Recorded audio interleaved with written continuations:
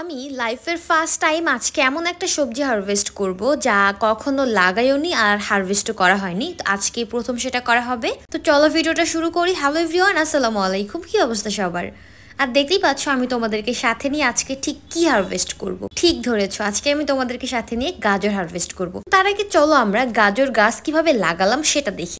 এই যে দেখো, এই ছোট্ট একটা প্লাস্টিকের বোতলের মধ্যে আমি কিছু গাজরের গাছ চারা দিয়েছিলাম। আর দেখো কত সুন্দর, একদম ধনে পাতার মতো গাছগুলো হয়ে গেছে। দেখলে মনে হবে এগুলো ধনে পাতা। তারপর দেখলাম গাছগুলো বেশ বড় হয়ে গেছে। এখন পালা হচ্ছে এই গাছগুলো আলাদা করা। তো আমি সবগুলোকে আলাদা করে এখন আমি যে আগে মূলা গাছ লাগিয়েছিলাম ঠিক সেই মূলা গাছের এই প্লাস্টিকের বোতলের মধ্যে আমি এখন এই গাজর গাছগুলো বসিয়ে দিলাম গাছ হওয়ার জন্য। আর এখন হচ্ছে অপেক্ষা করতে হবে যে ঠিক গাছগুলো কবে বড় হয়ে যায়। দেখতেই পাচ্ছ এখানে আমি সবগুলো গাছ আলাদা করে দিয়েছিলাম। আর কিছুদিন পর দেখো আমার গাছগুলো মাশাআল্লাহ কত সুন্দরভাবে বড় হয়ে গেছে, তাই না?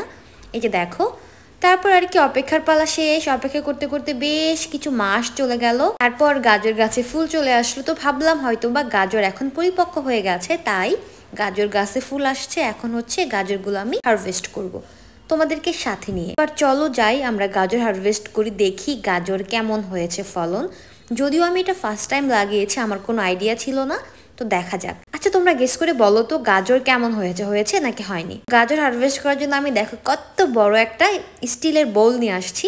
এই বোলের মধ্যে আমি গাজর হারভেস্ট করে রাখবো। ইমাজিন করো আমি ঠিক কিরকম চিন্তা করে এত বড় একটা বোল নিয়ে আসছি এই গাজরগুলো হারভেস্ট করার জন্য। আমি তো চিন্তা ভাবনা করে রাখছি আমার অনেকগুলো গাজর হবে। তো চলো এবার দেখি, প্রথমবার একটা গাজর গাছ তুলি, খুবই ছোট চিকন এটা। আর দেখো এটা দেখতে ঠিক কত সুন্দর একটা ছোট্ট গাজর হয়েছে। আমি তো এতেই অনেক খুশি, কারণ ফার্স্ট টাইম আমি গাজর গাছ লাগিয়েছিলাম কোনো প্রকারের এক্সপিরিয়েন্স ছাড়া।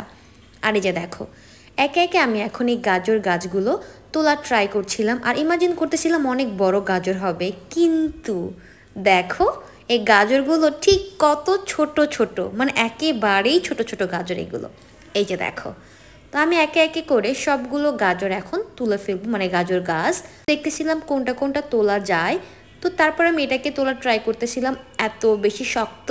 কিন্তু গাজরের সাইজ দেখে মনে হচ্ছে ভাই এটা কি গাজর নাকি অন্য কিছু, দেখো কি অবস্থা। তো আর কি আমি চিন্তা ভাবনা করেই ফেললাম যে মেবি গাজর এত বেশি হবে না, খুবই অল্প অল্প হবে। তো কি আর করা যাবে, আমি আপাতত চাচ্ছি না যে আমার বাগানে কোনো প্রকারের গাছ থাকুক। আমি আজকে সবগুলো গাছই তুলে ফেলবো, তারপর আবার নতুন করে গাছ লাগাবো। তাই তো তার জন্য আমি সবগুলো গাজর গাছ তুলতেছিলাম আর চিন্তা ভাবনা করতেছিলাম যে আমি কি করলাম, এতদিন কিসের জন্য ওয়েট করলাম। যাই হোক, আশা ছাড়া যাবে না কিন্তু। তো তারপর আমি আস্তে আস্তে করে সবগুলো গাজর গাছ তুলে ফেলতেছিলাম আর চিন্তা ভাবনা করতেছিলাম যে হয়তো এটার মধ্যে একটু বড় গাজর পাওয়া যাবে, এটার মধ্যে একটু বড় গাজর পাওয়া যাবে। কিন্তু না, সবগুলো গাছেই গাজর হয়েছে, কিন্তু সেটা খুবই ছোট ছোট।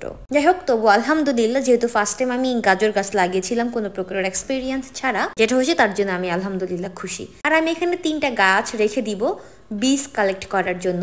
এই গাছগুলোতে ফুল চলে আসছে, তো আমি এই ফুলগুলো রেখে দিব গাছ সহ।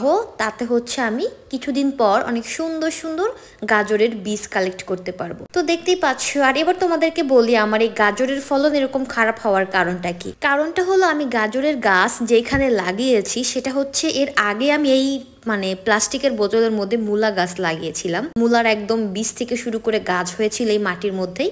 তারপর মাটি আর চেঞ্জ করিনি, আর চেঞ্জ না করে কোনো প্রকারের খাদ্য তারপর সার কিছুই না দিয়ে আমি শুধু ডিরেক্টলি গাজর গাছটা বসিয়ে দিয়েছিলাম। তার জন্য গাছ তো হয়েছে কিন্তু ফলন ভালো হয়নি। এটা হচ্ছে মেইন রিজন। যে কোনো গাছ যখন লাগাবে তোমরা অবশ্যই কিন্তু মাটিটাকে নতুন করে সেট আপ করে তারপর লাগাবে। এটা আমার অনেক বড় একটা ভুল ছিল, সেখান থেকে অনেক ভালো একটা শিক্ষাও পেয়ে গেলাম। তো দেখো আমার গাজর এত মাসের সাধনার ফল, আমার এটা অপেক্ষা করতে করতে আমি এইগুলো গাজর হারভেস্ট করতে পেরেছি। তো আলহামদুলিল্লাহ। তো আজকে চলো তোমাদেরকে নিয়ে আমি এখন হারভেস্ট করব হচ্ছে প্রথমত পুঁই শাকের বীজ। আমি এই টবের মধ্যে পুঁই শাকের বীজ রাখছিলাম। তারপর এখান থেকে এইটুকু গাছই হলো, এই গাছটার বড় হলো না, আমি অত যত্ন নেইনি। তারপর দেখলাম যে ফুল চলে আসছে, এখান থেকে আবার কিছু বীজও হয়ে গেছে। তো ভাবলাম এই বীজগুলো আমি কালেক্ট করে তারপরে গাছ লাগাবো। তো আশেপাশে দেখলাম যে মোটামুটি সবার গার্ডেনে এখন পুঁই শাকের গাছ অলরেডি বড় হয়ে গেছে, আর আমি এখন পর্যন্ত গাছই লাগাইনি। তো আমি এখন বীজগুলো কালেক্ট করে তারপরে রেখে দিব, আর 2-3 দিনের মধ্যে আমি নতুন করে পুঁইশাক গাছ লাগাবো। এবার তোমাদেরকে বলি আমার সম্পূর্ণ ব্যালকনি বাগানে কি কি গাছ আছে। প্রথমত আছে একটা রেইন লিলি, এক গুচ্ছ স্ন্যাক প্ল্যান্ট, তারপর আছে অ্যালোভেরা গাছ, আর ওই যে একটা না থাকার মতো পুঁইশাক গাছ, এটা তো আমি কেটে ফেলে দিব। এই যে দেখো বীজ হারভেস্ট করলাম। আর আছে একটা সুন্দর কারি পাতা গাছ, এই গাছটা আমার অনেক আদরের, অনেক ভালোবাসার, অনেক যত্নের। তারপর আর কি চলো আমার সেকেন্ড ব্যালকনি, মানে যেটা আমার মেন গার্ডেন আর কি, সেখানে আছে হচ্ছে একটা টবের মধ্যে পুদিনা পাতা, আর একটা ছোট্ট লাকি ব্যাম্বু আছে, ছোট্ট একটা কোন একটা গাছ নাম জানি না, আর আছে একটা 2টা মানি প্ল্যান্ট, আর কিচ্ছু নাই। দেখো সম্পূর্ণ বাগানটা একদম ফাঁকা। আর এই যে দেখতে পাচ্ছ 3টা গাছ আছে, এটা হচ্ছে শুধুমাত্র গাজরের বীজ রাখার জন্য আমি গাছগুলো রেখে দিয়েছি, তো খুব তাড়াতাড়ি সেগুলো থাকবে না। তারপর দেখো ব্যালকনি একদম ফাঁকা, আর হচ্ছে সবগুলো মাটি রেডি করতে বসিয়ে দিয়েছি, খুব তাড়াতাড়ি নতুন নতুন গাছ নিয়ে আসবো। তার জন্য আমার যেতে হবে নার্সারিতে, সেখান থেকে আমি অনেক রকমের গাছ কিনে নিয়ে আসবো। আজকের ভিডিও পর্যন্ত তোমাদের কাছে কেমন লাগলো ঝটপট করে কমেন্টে জানাতে একদম ভুলবে না। দেখা হচ্ছে নেক্সট ভিডিওতে। আল্লাহ হাফেজ।